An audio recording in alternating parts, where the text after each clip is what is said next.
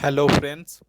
तो इस वीडियो में मैं एक्सरसाइज 1C शुरुआत करने जा रहा हूँ।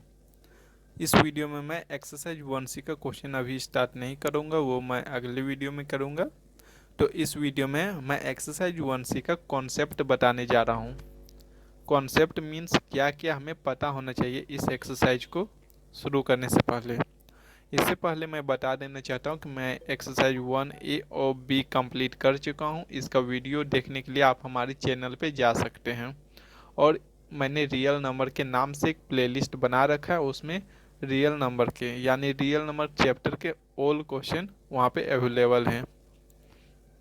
तो शुरू करते फिर इस वीडियो को। तो एक्सरसाइज 1C का जो कॉन्सेप्ट है वो, तो यहाँ पे जो आता है सबसे पहले हमें क्या पता होना चाहिए, नेचुरल नंबर क्या है। ये नेचुरल नंबर क्या होता है? तो नेचुरल नंबर हम किसे बोलते हैं? Counting number is called natural number. इसका मतलब ये हो गया कि जो हम नंबर काउंट करते हैं, जैसे कि फॉर एग्जांपल हमने लिया 1 2 3 4 5 6 7, तो हम लोग जो काउंटिंग करते हैं number 1 2 3 4 dot dot dot infinite तक, ये जो सारे नंबर से काउंटिंग नंबर, इसे हम लोग क्या कहते हैं? Natural number. तो नेचुरल नंबर आपको पता चल गया होगा क्या होता है। काउंटिंग नंबर को ही हम लोग नेचुरल नंबर कहते हैं। इसके बाद आता है दूसरा, होल नंबर। तो ये होल नंबर क्या होता है, मैं बता देना चाहता हूँ कि होल नंबर क्या होता है। तो होल नंबर किसे कहते हैं? होल नंबर उसे कहते हैं जिसमें जीरो इंक्लूडेड हो।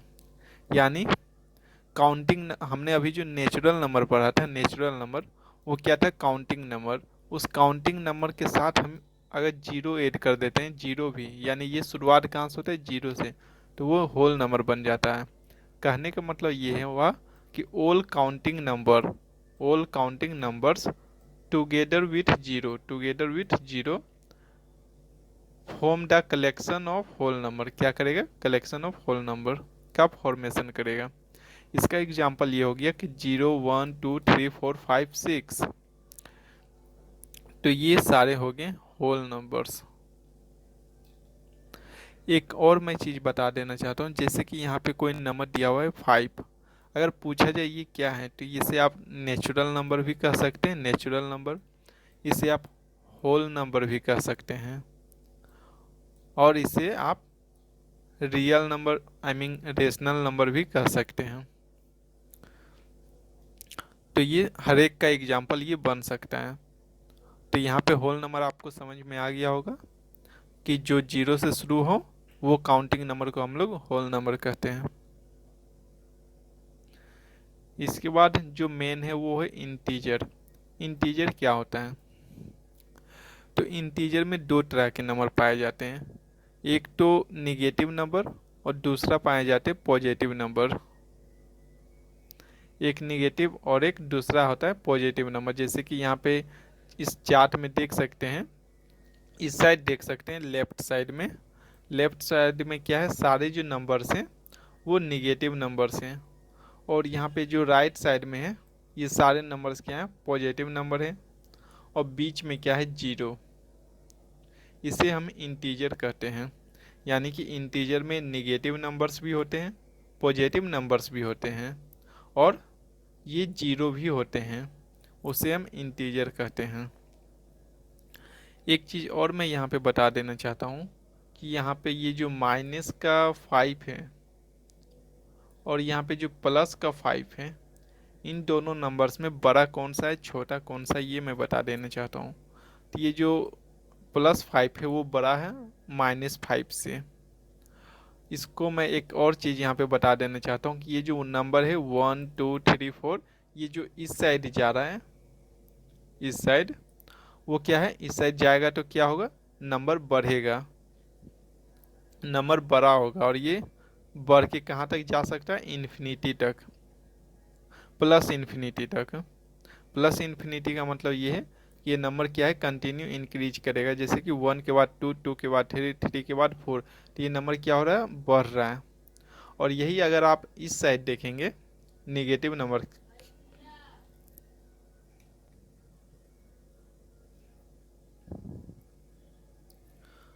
और ये जो निगेटिव नंबर की अगर हम की तरफ अगर हम आगे बढ़ते हैं, जैसे कि -1, -2, -3, अगर इस साइड हम आगे बढ़ते हैं तो यहाँ पे क्या होगा, नंबर डिक्रीज करेगा।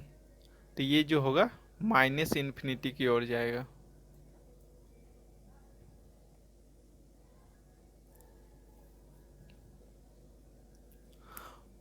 और यहाँ पे सारे नंबर्स क्या होंगे, एक एक करके डिक्रीज होंगे। जैसे कि यहाँ पे देख सकते हैं -1 के बाद क्या आ रहा है, -2।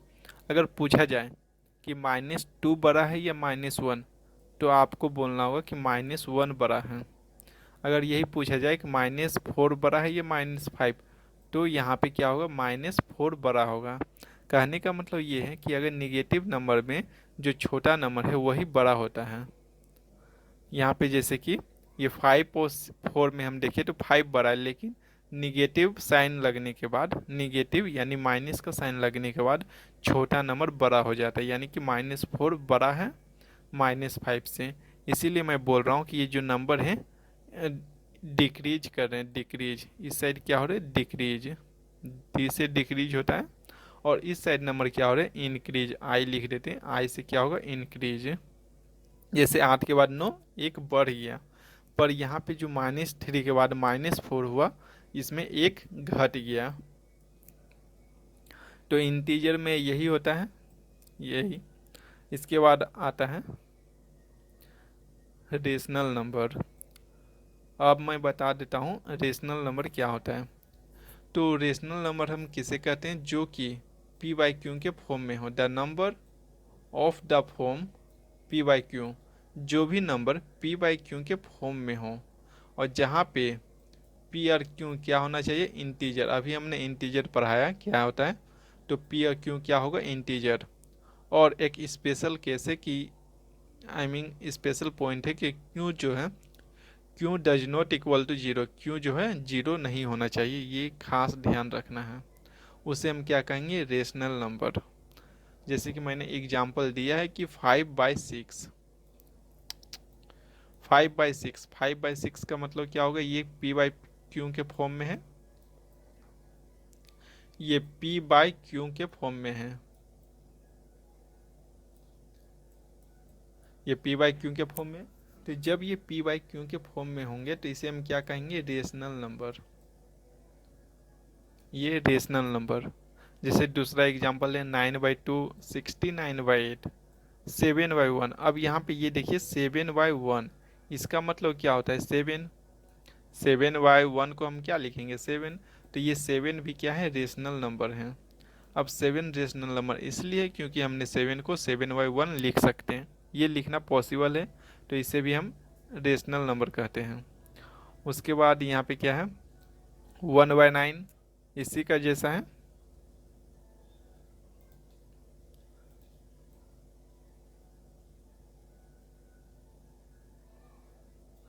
तो यहाँ पे 1/9 भी इसी का जैसा है।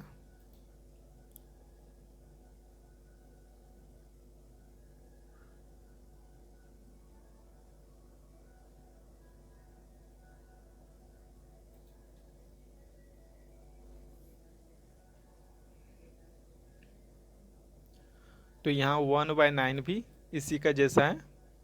ये हो गया पी और ये हो गया क्यू, पी बाई क्यू के फॉर्म में हो गया, तो ये क्या हो गया, रेशनल नंबर। इम्पोर्टेंट पॉइंट ये है कि ये जीरो जो है ये रेशनल नंबर होगा कि नहीं, ये हमें पता करना है। तो क्या हम जीरो को ऐसा लिख सकते हैं, क्या ऐसा लिखना पॉसिबल है, 0/1? इसका मतलब ये होता है कि जीरो को हम डिवाइड करें 1 से तो क्या होगा, जीरो ही होगा। तो इसका मतलब ये हुआ कि हम जीरो को इस फॉर्म में लिख सकते हैं, 0/1। और अगर हम 0/1 के फॉर्म में लिख सकते हैं तो इसका मतलब ये हुआ कि हम ये पी बाई क्यू के फॉर्म में लिख रहे हैं, और पी बाई क्यू के फॉर्म में हम लिखेंगे तो इसे हम रेशनल नंबर कहेंगे। तो रेशनल नंबर में ज़्यादा कुछ नहीं समझना है, सिर्फ इतना समझना है कि पी बाई क्यू के फॉर्म में जो नंबर को हम लिख सकते हैं उसे हम रेशनल नंबर कहते हैं। ये दूसरा एग्जांपल है 0/4 का, तो ये भी सेम इसी का जैसा है, इसमें भी कोई डिफरेंस नहीं है। 0/4 को का मतलब जीरो ही होता है, तो ऐसा भी हम लिख सकते हैं। और मैं ये यहाँ पे बता रहा हूँ कि क्यू का वैल्यू इक्वल नहीं होना चाहिए जीरो के बराबर, जैसे कि पी बाय क्यू। पी का वैल्यू मैं कुछ भी ले सकता हूँ, जैसे कि मैं यहाँ पे 2 लेता हूँ और यहाँ पे मैं क्यू का वैल्यू 0 ले लेता हूँ, 0।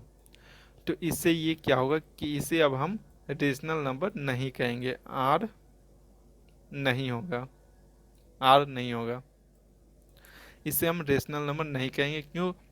क्योंकि क्यू के प्लेस में क्या है, 0, इसलिए हम इसे रेशनल नंबर नहीं कहेंगे। क्योंकि जो हमने यहाँ पे डिफाइन लिखा है वहाँ पे लिखा हुआ है Q does not equal to 0,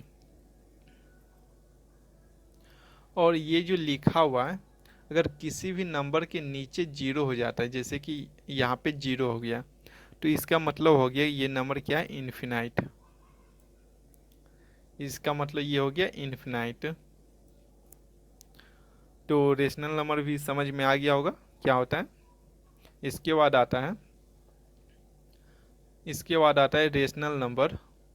rational number जो कि डेसिमल के फॉर्म में होंगे, रेशनल नंबर जो कि डेसिमल के फॉर्म में होंगे। इससे पहले हमने देखा कि जो रेशनल नंबर है वो पी बाई क्यू के फॉर्म में है, पर यहाँ पे ये भी तो हो सकता है, यहाँ पे ये भी तो हो सकता है। जैसे कि यहाँ पे मैं लिखता हूँ 1/4, तो 1/4 क्या है, पी बाई क्यू के फॉर्म में, तो इसे हमने क्या कहा, रेशनल नंबर। पर इस 1/4 को अगर हम डिवाइड करते हैं 1 को 4 से, तो क्या आएगा, 0.25 आएगा, 0.25। तो ये इसी का वैल्यू है, 1/4 का ही वैल्यू है 0.25। तो जब हम 1/4 को हम रेशनल नंबर कहते हैं, रेशनल नंबर कह सकते हैं, तो इसका मतलब ये हुआ कि हम 0.25 को भी रेशनल नंबर कहेंगे, रेशनल नंबर कहेंगे। तो ये भी रेशनल नंबर होता है। और यहाँ पे दो कंडीशन उठता है, एक टर्मिनेटिंग और एक नॉन टर्मिनेटिंग। दोनों का मतलब मैं बताता हूँ। टर्मिनेटिंग का मतलब ये हुआ कि जैसे कि ये टर्मिनेटिंग हुआ, टर्मिनेटिंग का मतलब ये हुआ कि ये जो डेसिमल है, डेसिमल के बाद जो ये डिजिट्स आ रहे हैं ये एंड हो जाएं, यानी कि 1 डिजिट्स बाद, 2 डिजिट बाद, या 3 डिजिट या कुछ डिजिट बाद ये ख़त्म हो जाता है, तो इसे हम टर्मिनेटिंग कहते हैं, टर्मिनेटिंग डेसिमल। और अगर यह रिपीट करता रहे, जैसे कि अगर हम 1/3 करते हैं, तो इसका वैल्यू क्या होता है, 0.33 ये रिपीट करेगा, ये डॉट डॉट डॉट ये रिपीट करते रहेगा। इसका मतलब ये हुआ कि 1/3 का वैल्यू होता है 0.333333, ये कंटिन्यू रिपीट करेगा। तो इसे हम क्या कहते हैं, non terminating decimal. Non terminating का मतलब हुआ कि ये रिपीट करेगा कंटिन्यू, कंटिन्यू जैसे यहाँ पे ये रिपीट कर रहा है।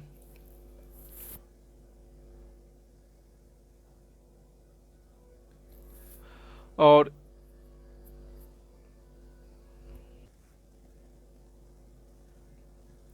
टर्मिनेटिंग का मतलब नॉट रिपीटिंग, तो जैसे यहाँ पे रिपीट नहीं कर रहा है।